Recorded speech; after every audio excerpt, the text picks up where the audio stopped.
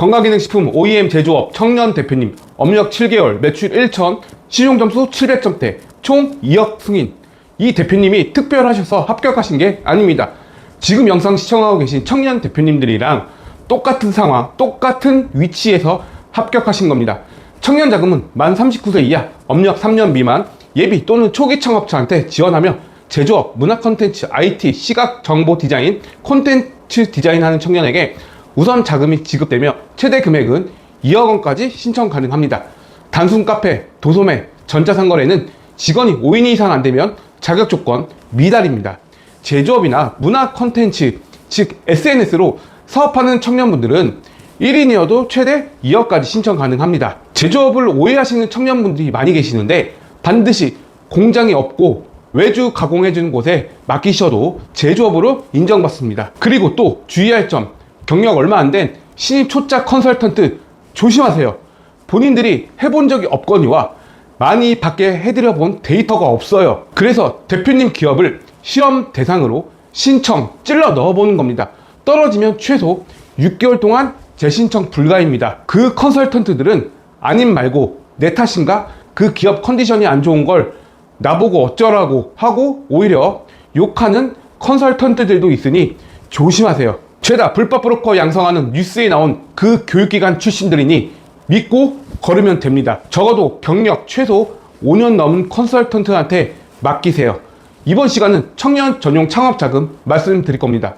영상 끝까지 시청하셔도 합격률 80% 이상 올라가니 놓치지 마세요. 네, 안녕하세요. 정책자금 팩트 폭행자 정교욱 대표입니다. 이번 시간에는 청년 전용 창업자금에 대해서 개념 설명, 그리고 사업계획서, 그리고 발표, 질의응답 이렇게 핵심만 빠르게 쭉쭉쭉 치고 나가겠습니다. 우선 간단하게 개념 설명부터 보고 넘어갈게요. 청년 전용 창업자금, 대표자가 만 39세 이하로서 업력 3년 미만인 중소기업 또는 중소기업을 창업하는 자, 단 창업 성공 패키지 사업, 청년 창업 기업 보증 지원, 기업 기보 기술 보증 기금, 민간 VC 투자 유치 기업 중 해당 기관의 추천을 받은 우수 기업은 업력 7년 미만까지 가능, 즉 3년이 넘어도 이러한 기업들이면 7년까지 가능하다 이렇게 보시면 되고요.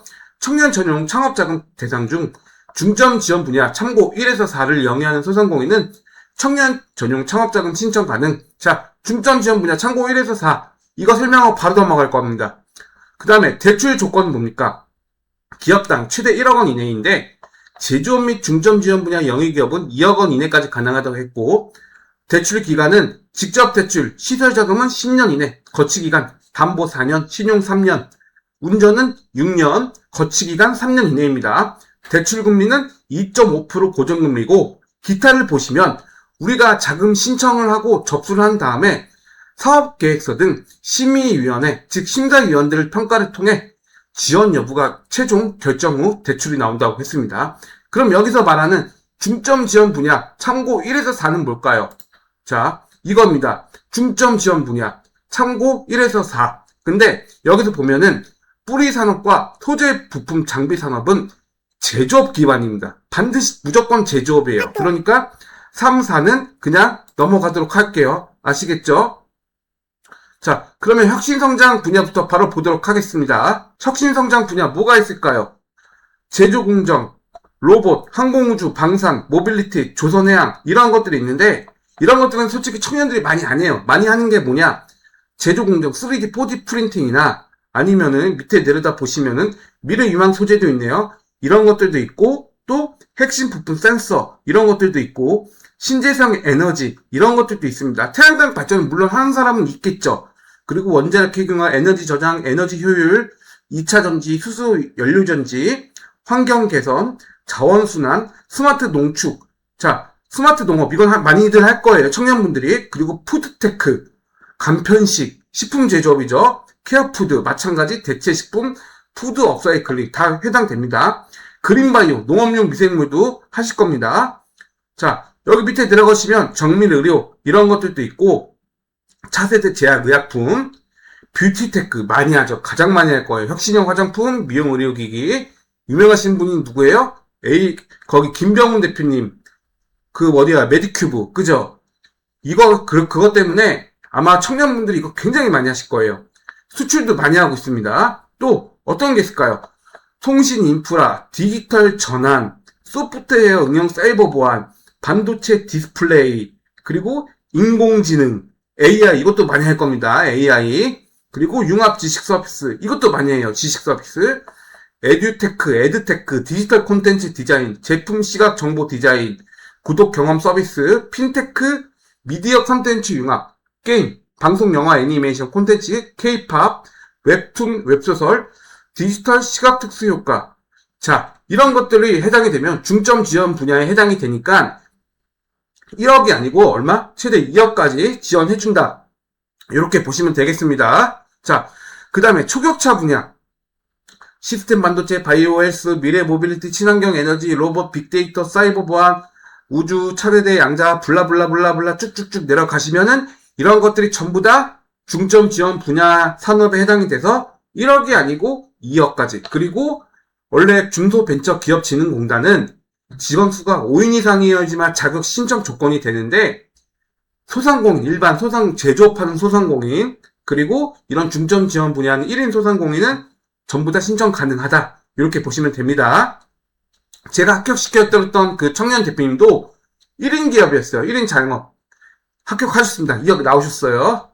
자, 지역 주력 산업. 여기 또 해당이 되면은 지역에 대한 주축 산업들을 해당이 되면은 지원 자격 조건이 해당된다. 이렇게 보시면 돼요. 뿌리 산업이랑 아까 제가 뭐라 그랬어요? 제조업이니까 패스하고 넘어가도록 한다.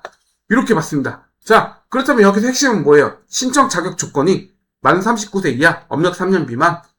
근데 이러한 기업들은 업력 7년 미만까지 가능하고 대출 한도는 기업당 최대 1억 원 이내. 근데 제조업 및 중점 지원 분야 영위기업은 2억 원까지 가능하다고 했습니다. 중점 지원 분야는 제가 앞에서 바로 설명드렸죠, 방금. 직접 대출은 시설 자금은 10년 이내, 거치기간 담보 4년, 신용 3년. 이게 중요하죠. 고정금리 2.5%. 그리고 기타, 신청 접수 후 사업계획서 등 발표, 질의응답을 통해 심사위원들이 여럿이서 모여서 최종 줄지 말지 지원 여부를 통보를 하는 겁니다. 자, 여기까지 이제 알겠어요. 그러면 우리가 합격하냐 안 하냐 이게 핵심입니다. 남이 뭐가 됐든 중요치가 않아. 결론은 내가 돈을 받아야 됩니다. 그러려면은 첫 번째 어떻게 해야 될까요? 사업계획서. 사업계획서가 가장 핵심이죠. 사업계획서는 매출이 없어도 돼요. 다만 내가 예비 창업자라면 시장 조사를 했다던가 아니면 특허 출원이라도 했다던가 아니면 또 뭐가 있을까요? 내가 이거를 하기 위해서 무언가 막 노력을 했어. 열심히 발판 뛰고 영업 뛰고 뭘 한번 해보려고 시도조차 하고. 자, 여기서 핵심은 아이디어만 있으면 무조건 탈락입니다. 떨어져요. 볼 것도 없어요. 그냥 전 앞으로 이렇게 할 거예요 보다 저는 제가 아직 사업자 등록증은 안 냈지만 이렇게 시장 조사까지 다 해봤고 이렇게까지 테스트도 해봤습니다. 과연 여러분들이 심사자라면 어떤 사람을 합격을 시킬까요? 그죠? 후자겠죠, 당연히. 자, 그리고 뭐가 중요해요?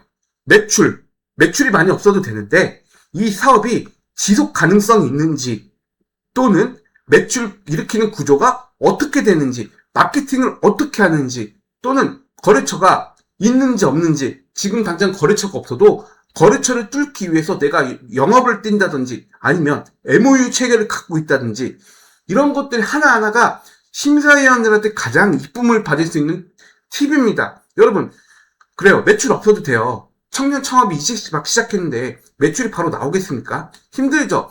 심사위원들도 그 부분들을 다 알아요. 그런데 중요한 건 뭐냐?